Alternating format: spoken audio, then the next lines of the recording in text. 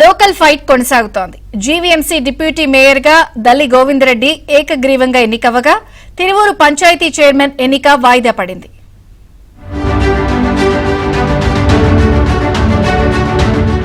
తిరువూరు నగర పంచాయతీ చైర్మన్ ఎన్నిక మరోసారి వాయిదా పడింది. కోరం లేకపోవడంతో ఎన్నిక వాయిదా వేస్తున్నట్లు ఆర్టీఓ మాధురి ప్రకటించారు.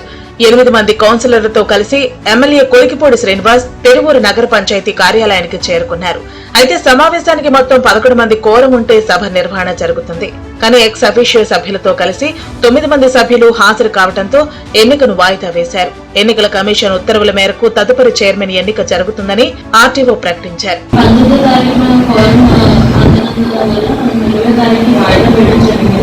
కాకపోతే ఈ రోజు కూడా కోరం అనేది మీట్ అవ్వని కారణంగా ఇక ఈ ఎన్నికలను ముగించడం జరుగుతుందండి. ఇకపై వాయిదా అనేది ఉండదు.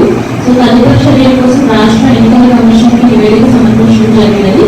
సో నెక్స్ట్ ఏం చేయాలి అనేది మనకి స్టేట్ ఎలక్షన్ కమిషన్ నిర్దేశిస్తుంది. దాని ప్రకారం తదుపరి చర్యలు తీసుకుని ఇంతటితో ఈ ఎలక్షన్ ముగిస్తుంది. తిరువూరులో అలజడి సృష్టించేందుకు వైసీపీ నేతలు ప్రయత్నం చేశారు. నగర పంచాయతీ చైర్మన్ ఎన్నికను అడ్డుకునేందుకు దేవినేని అవినాష్ తన అనుచరగణంతో విజయవాడ నుంచి తిరువూరు వచ్చారు. విషయం తెలిసిన వెంటనే దేవినేని అవినాష్ ను టీడీపీ నాయకులు కార్యకర్తలు అడ్డుకున్నారు. ఈ క్రమంలో వైసీపీ నాయకులకు టీడీపీ నాయకులకు మధ్య తీవ్రస్థాయిలో వాగ్వివాదం తోపులాట చోటు చేసుకుంది. వెంటనే రంగంలోకి దిగిన పోలీసులు ఇరు వర్గాలను చెదరగొట్టారు. రేపూడి వద్ద దేవినేని అవినాష్ ను పోలీసులు అదుపులోకి తీసుకుని మైలవరం పోలీస్ స్టేషన్ కు తరలించారు.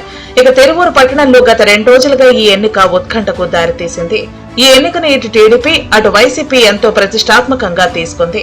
ఈ క్రమంలో ఎలాంటి అవాంఛనీయ సంఘటనలు జరగకుండా పోలీసులు బందోబస్తును ఏర్పాటు చేశారు.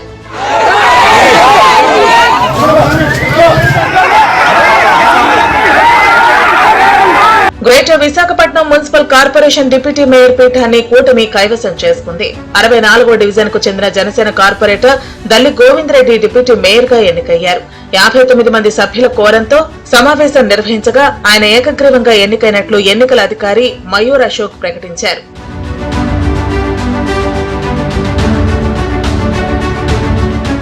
జీవీఎంసీ డిప్యూటీ మేయర్ గా గోవిందరెడ్డి ఏకగ్రీవంగా ఎన్నికైనట్లు కూటమి నేతలు తెలిపారు. విశాఖను మరింత అభివృద్ధి చేయడానికి కూటమి ప్రభుత్వం కట్టుబడి ఉందన్నారు.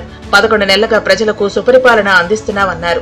అత్యధిక మెజార్టీతో దల్లి గోవిందరెడ్డి డిప్యూటీ మేయర్ గా ఎలక్ట్ చేసుకోవడం జరిగింది. ఎన్డీఏ కూటమి గత 10 నెలల 11 నెలల పాలనలో మీరు చూశారు. ఎమ్మెల్యే గారు చెప్పినట్టుగా విప్ గారు చెప్పినట్టుగా ప్రజల మన్ననలు పొందే విధంగా గత 11 నెలల పాలన చూశారు.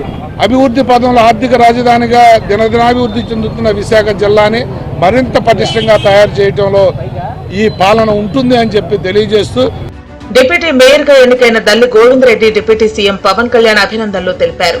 విశాఖ నగరాన్ని మరింత అభివృద్ధి చేయాలని పవన్ పిలుపునిచ్చారు.